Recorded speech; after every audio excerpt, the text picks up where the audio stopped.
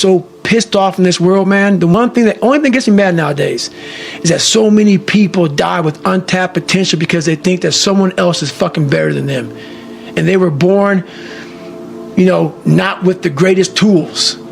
You don't need shit. You need the ability to fucking grind your ass into a fine fucking powder. And when you're in that fine powder, find a way to build that motherfucker back up repeatedly. And it's possible. Yeah.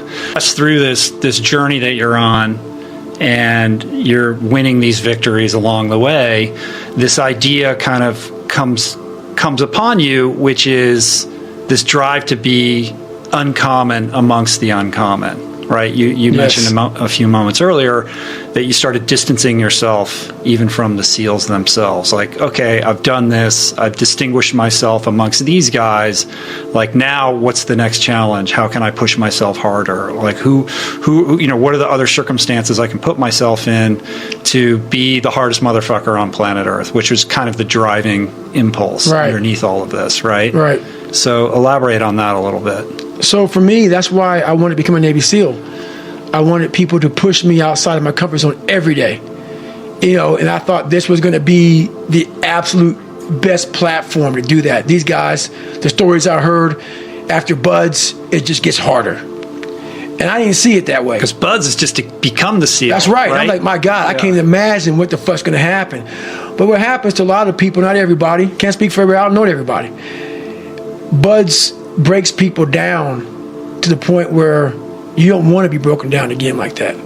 To me, that was exactly the exact starting point for my journey in life. That was overcome from up until about 15, 16. The hardest obstacle was myself.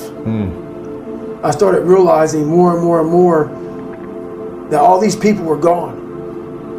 What was haunting me was me. I can't control my dad. I can't control the people calling me nigger. I can't control all these things. But they were things that kept me down. It started becoming my reality.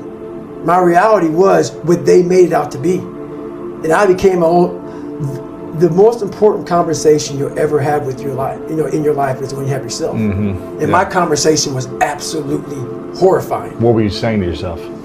I'm dumb. I'm nobody. My dad was great in mental warfare.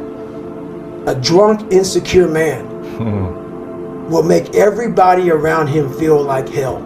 Yeah. Because he wants to give you no power.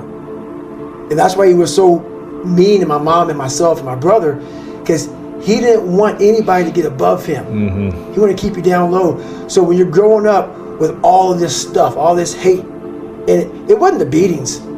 I could hit the beatings all day. It was the mental torture.